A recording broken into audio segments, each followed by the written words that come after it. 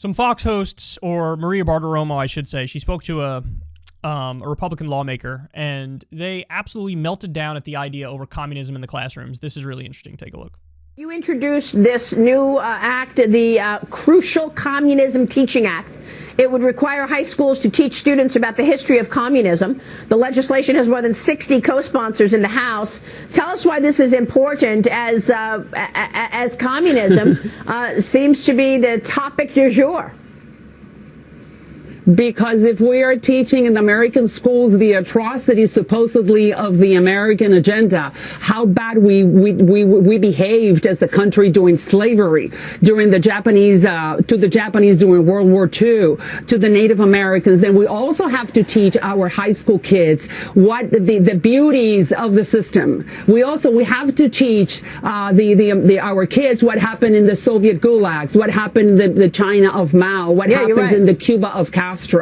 We have to be teaching them, because if we are but we're not, because 40% of the millennials and 30% of Gen Z believe that communism or socialism is noble, and that this American agenda is evil, that we're not the liberators, we are the oppressors. So if you're going to be teaching one part of history, you have to teach another, and you got to teach that this is still the best country on earth, that the social mobility is here, that that sometimes minorities are treated better in America than in their own countries. And I'm the best example. It's a good point. I said, I'm a brown girl from the hood. It is, and we got to teach them, because otherwise we're duping them. You know what? And instead, they're telling us the progressives want to knock down statues and rewrite history. History is history, and we need to understand even the bad parts of history, the ills, to actually progress. I agree with you, Maria. It's good to see you this morning. Thanks for... Okay, that last point, Maria Bartiromo tripped herself up because she contradicted the whole conversation, and made the opposite point. So she brought up, like, oh, we got to keep the statues up to teach the history. What she's referring to is, like, the Confederate statues that, a lot of the younger generation wants to pull down. Yeah, but, so by that logic, then why not have statues to Stalin in Russia, the former Soviet Union? Right? Like, that's the point she's making. This is what I'm saying. She tripped up and contradicted herself and messed up her talking points, because by her reasoning there, it's like, hey, look, even if bad things happen in history, history's history, we got to teach it, so we should keep the statues up. Okay, then why wouldn't you have statues of Mao and statues of Stalin in, wherever they were? Why not keep them up? Right? I mean, the Confederacy tried to pull out of the United States. They were traitors. They were like, we have no loyalty to the U.S. government. They're secessionists. And then we had a war that was fought, and slavery was at the centerpiece of that war. And by her logic of, like, well, we got to keep the statues up to teach history, we got to teach the good and the bad. Okay, but if you're keeping the statues up to our bad guys, then why can't they keep their statues up to their bad guys? That would be the consistent logic. She didn't follow the through line of that conversation and make the appropriate point. She made the opposite point of the point she was trying to make. Anyway, okay, so let's dive into this. They're talking about we have to teach the history of communism. Now, what they mean is teach only the negative about communism. That's what they're saying. I got news for them. That's exactly what we do. They act like this is some, like, novel idea. Like, why don't you teach that communism is bad? Why don't you teach about Mao and the Soviet gulags? I learned about Mao in school. I learned about the Soviet gulags in school. In fact, that's like part and parcel of the indoctrination process, is like you only teach the good stuff of us and you only teach the bad stuff of the baddie countries. That is literally exactly what we already do. So if there's any problem in this country, it's the polar opposite to the one that they're pretending there is. Namely, we don't teach a nuanced approach to other, governments and other economic systems and other political systems. We don't teach, like, the good and the bad.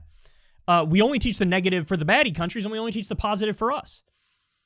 So the fact that they made that argument is hilarious. Like, we should teach about Mao and the Soviet gulags. Mission accomplished, already done. I learned about it, and I learned about it in liberal-ass New York. Now, to the broader point of, like, well, we should teach the good and the bad. I agree, but you guys actually don't agree. You only want to teach good about the U.S., and you only want to teach bad about the foreign countries and different economic systems and different political systems. So, look, if you're going to teach a fair, accurate history of Cuba, of course you can include all of the horrors of Castro and his treatment of gays, and all that stuff is legitimate. But at the same time, you would have to teach that Cuba has a lung cancer vaccine that we don't even have yet, that they created. You'd have to teach that they have universal health care, and we don't. You'd have to teach about Bay of Pigs and U.S. imperialism and the puppet Batista government, which was a brutal, repressive dictatorship that we propped up. You'd have to teach about U.S. sanctions and what we do to Venezuela and what we do to Cuba and how that absolutely impacts their economy. That's not to say that they don't have massive issues with how they do their central planning and the distribution of resources. And there's definitely claims of, they're authoritarian against the media and whatnot. Of course, there's plenty of criticisms there, and I'll make them. But I'm also going to be honest and say, well, they also created a lung cancer vaccine that we didn't. So, but again, they are not actually in favor of teaching good and bad. They want to just teach the bad for the baddies and just teach the good for us, who they view as we're the goodies. Then they say, well, 40% of millennials and 60% of Gen Zs aren't happy with our system, and they're interested in socialism and communism. Yeah, I wonder why. Maybe instead of judging, you should stop and try to soak in why maybe Gen Z and millennials feel that way.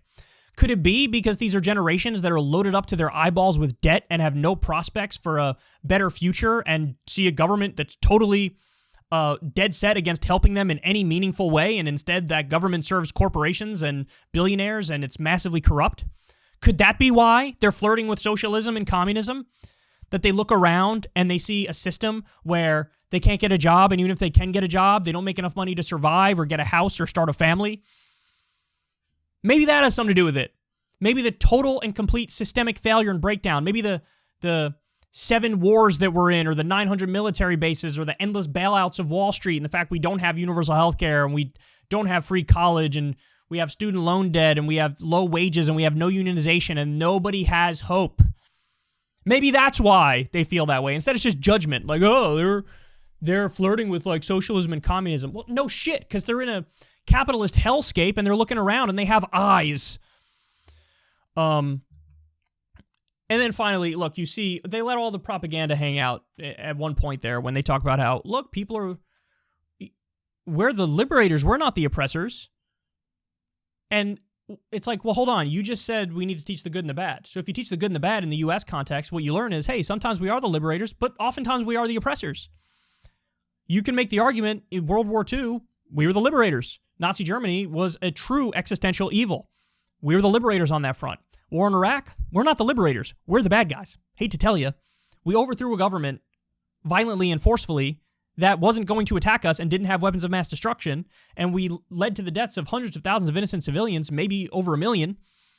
When it comes to slavery, when it comes to the Native American genocide, when it comes to segregation, when it comes to the fact that we militarily support 73% of the world's dictatorships. In many respects, we are the baddies. Look, again, that's not to say in every way we are. We're not. The New Deal was wonderful. The Marshall Plan was wonderful. The Constitution is wonderful insofar as we actually abide by it. World War II, like I said, wonderful. Vietnam, not so wonderful. We are the baddies in that respect. Murdering landless peasants with napalm and Agent Orange and razing entire villages. So, look, I'm in favor. I actually am the number one proponent of you got to teach the good and the bad. Teach everything. They're not. They're just pretending to be. Because in one breath, they say, we need to teach the good and the bad. And then in the next breath, they say, we're the liberators, not the oppressors. Well, it depends now, doesn't it? And then finally, they say, this is the best country on earth. Really?